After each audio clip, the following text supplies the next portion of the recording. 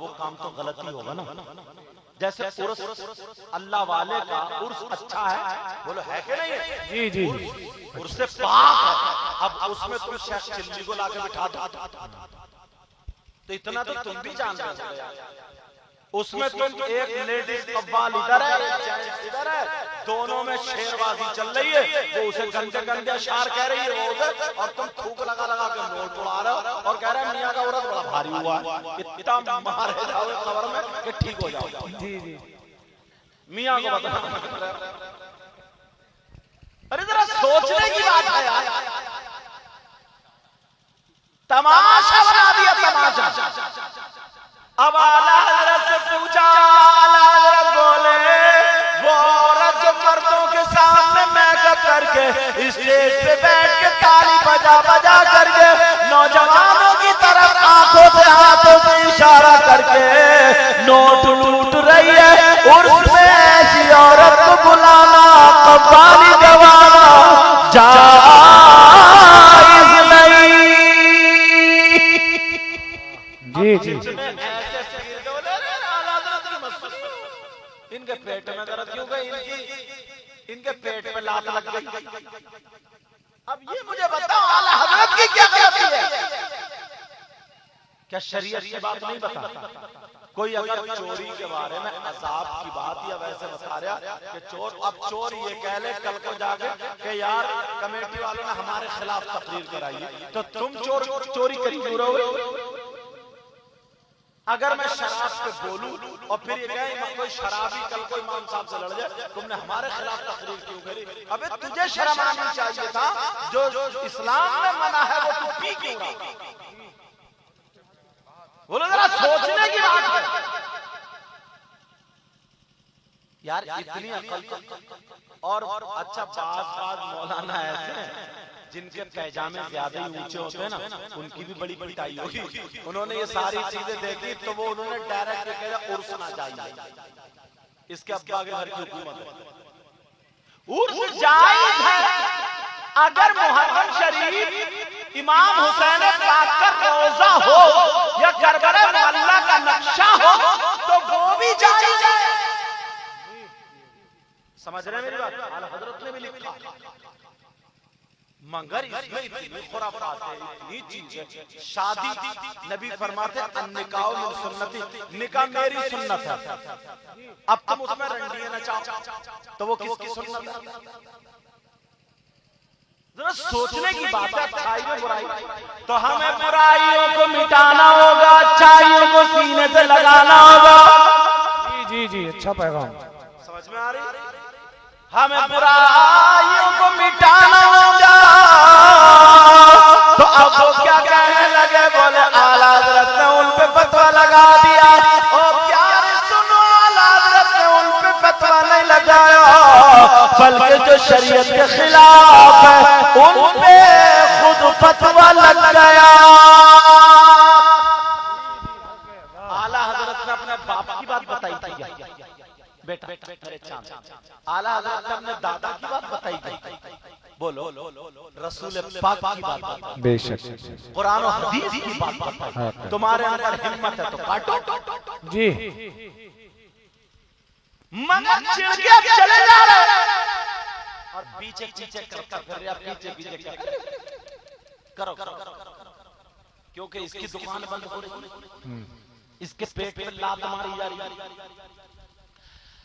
अब आला हज़रत ने हमारे इमाम की इबादत पर हर घर में कुरान शरीफ, कितनी औरतें पढ़ती, कितने आदमी पढ़ते, उसका तर्जमा इन डकैतों ने कर दिया कि नबी गुमराह थे तो अल्लाह ने हिदायत दी।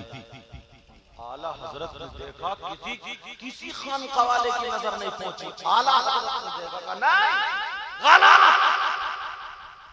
ना जाने कितने लोगों का ईमान चला जाएगा, खत्म हो जाएगा। तो आला हज़रत ने लिखा इसका तर्जमा ये नहीं है, बल्कि इसका तर्जमा ये है, अल्लाह ने कहा ऐ महबूब हमने तुम्हें अपनी मोहब्बत में खिंचता हुआ पाया तो हिदायत। माशाअल्लाह। ईमान बच गया। और चलो ये बताओ, क्या नबी गुनाहगार हो सकते हैं? नहीं। ये तो तुम सब जानते हो। और अगर कोई नबी को गुनाहगार माने तो वो कितनी नमाजें पढ़े, उसकी नमाजों का भरोसा है? नहीं नहीं। उसकी दाढ़ी टोपी का भरोसा है? उसके रोजे ज़कात का भरोसा, कितने बड़ा मुफ्ती हो उसका भरोसा है? बोलो नहीं नहीं। अगर जो नबी को गुनाहगार माने उसके ईमान का भरोसा है क्या? नहीं।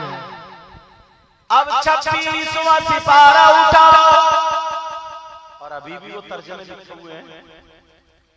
26वां सिपारा, सूरत फतह पढ़ो, इन्ना फतहना लक फतहम मुबीना लियग़फ़िर लक अल्लाहु मा तक़द्दम मिन ज़ंबिका व मा तअख़्ख़र। कुरान की आयत है, पढ़ते तो ना कुरान क्या है? 24 घंटे मोबाइल पे मत पढ़े रहा करो, कुरान की आयतें भी देखा करो है क्या। आला हज़रत की हकीकत को पहचानो। उन लोगों ने इसका तर्जमा कर दिया। ये सुनने की बात है, काम की। कहा लियग़फ़िर लक अल्लाहु मा तक़द्दम मिन ज़ंबिका व मा तअख़्ख़र। अल्लाह ने, ऐ महबूब, अल्लाह ने तुम्हारे अगले पिछले गुनाह माफ कर दिए। क्या कर दिए? बोलो ऐ नबी, तुम्हारे अगले पिछले गुनाह माफ कर दिए। तो गुनाह किसके माफ होंगे? जो गुनाहगार होगा। बोलो तो क्या नबी गुनाहगार?